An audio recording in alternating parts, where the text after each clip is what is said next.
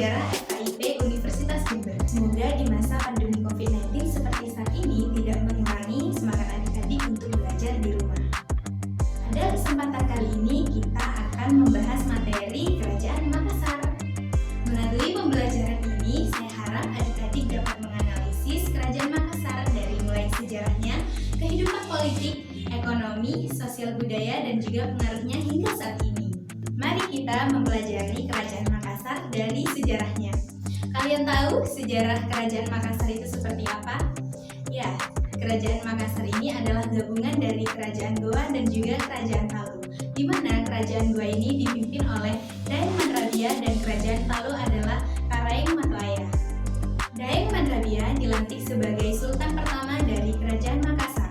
Daeng Mandrabia disebut dengan Sultan Alauddin, sedangkan Karaeng Matlaya dilantik sebagai patih dari Kerajaan Makassar.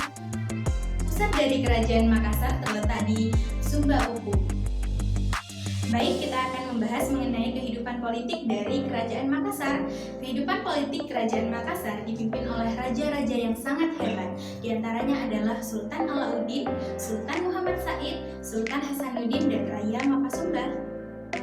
Kerajaan Makassar pertama kali diperintah oleh Sultan Alauddin, di mana beliau ini memerintah pada tahun 1591 sampai dengan 1639.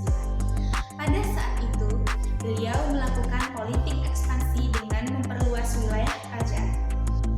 Beliau ini melakukan ekspansi ke 3 wilayah, yaitu Bone, Wajo, dan juga Sopeng.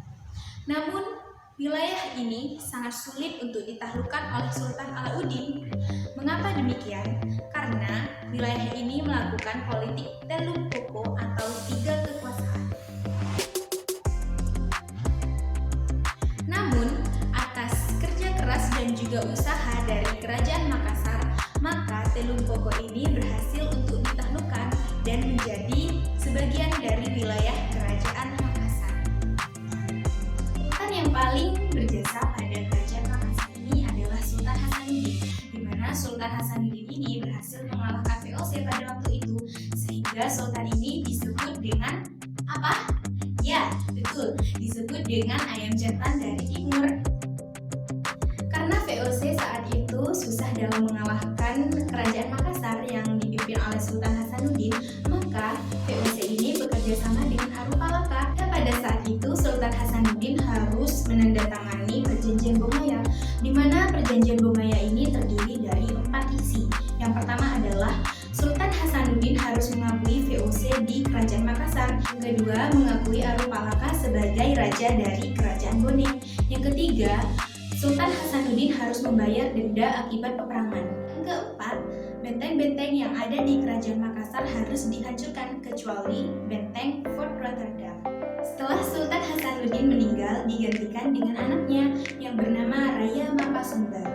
Raya Mapasunggal ini memiliki karakter yang sama dengan Sultan Hasanuddin, yaitu keras kepala, sehingga dia tidak ingin menjalin hubungan kerjasama dengan VOC yang tentunya merugikan Kerajaan Makassar. Hal ini menyebabkan peperangan antara Kerajaan Makassar dan juga VOC. Selanjutnya kita akan membahas mengenai kehidupan ekonomi dari Kerajaan Makassar. Kerajaan Makassar ini adalah kerajaan yang berkembang pada sistem maritimnya, di mana para pedagang banyak transit di Kerajaan Makassar karena letaknya strategis. Letak strategis yang dimaksud adalah Pelabuhan Sombauku.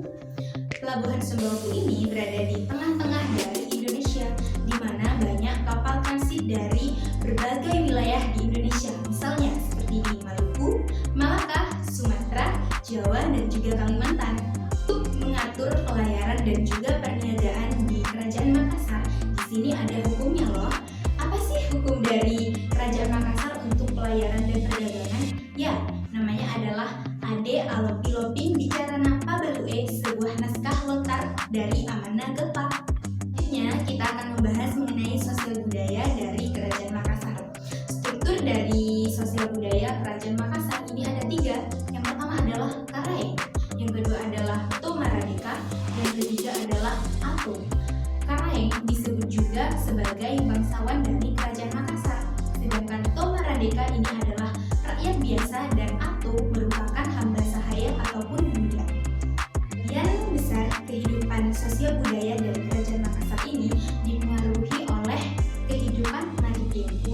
berkembangnya pembuatan kapal seperti kapal pinisi dan juga longboat. Materi selanjutnya adalah pengaruh keberadaan dari Kerajaan Makassar. Tahukah kamu bahwa Kerajaan Makassar ini memiliki peninggalan-peninggalan? Peninggalan tersebut berada di sini. Ya, peninggalannya berupa apa itu? Ya, ini adalah Fort Rotterdam, lalu ada Masjid Kataka, dan juga makam dari raja-raja. Contoh yang saya berikan tadi ini memberikan dampak bagi kita semua pada masa kini. Di antaranya ialah, ada yang tahu? Ya, yang pertama ini memberikan dampak terhadap edukasi kita, edukasi mengenai apa yang terjadi pada masa lalu. Pengaruh eksistensi Kerajaan Makassar ini dapat dilihat di bidang ekonomi, politik, dan juga lainnya. Di bidang ekonomi misalnya, kita bisa melihat bagaimana cara ekspor dan juga impor dari komoditas yang dihasilkan oleh Kerajaan Makassar. Selanjutnya, hal tersebut dikarenakan letaknya yang strategis. Letak strategis tersebut ialah pelabuhan yang berada di bagian Indonesia bagian timur dan juga Indonesia bagian barat. Di bidang politik, Kerajaan Makassar ini melakukan hubungan luar negeri dengan negara-negara lain, baik itu negara di dalam Indonesia maupun di luar Indonesia. Nah, hal tersebut tentunya sangat menguntungkan Kerajaan Makassar. Hal lain yang dapat kita pelajari yaitu tata hukum perniagaan di Kerajaan Makassar, yaitu Ade Alopiloping Bicarai Pabak Uge. Nah, hukum tersebut tentu bisa dicontoh dengan orang-orang saat ini. Adik-adik, terima kasih sudah menyimak video ini. Semoga ilmu yang kita dapatkan barokah, dan selebihnya saya mohon maaf. Wassalamualaikum warahmatullahi wabarakatuh.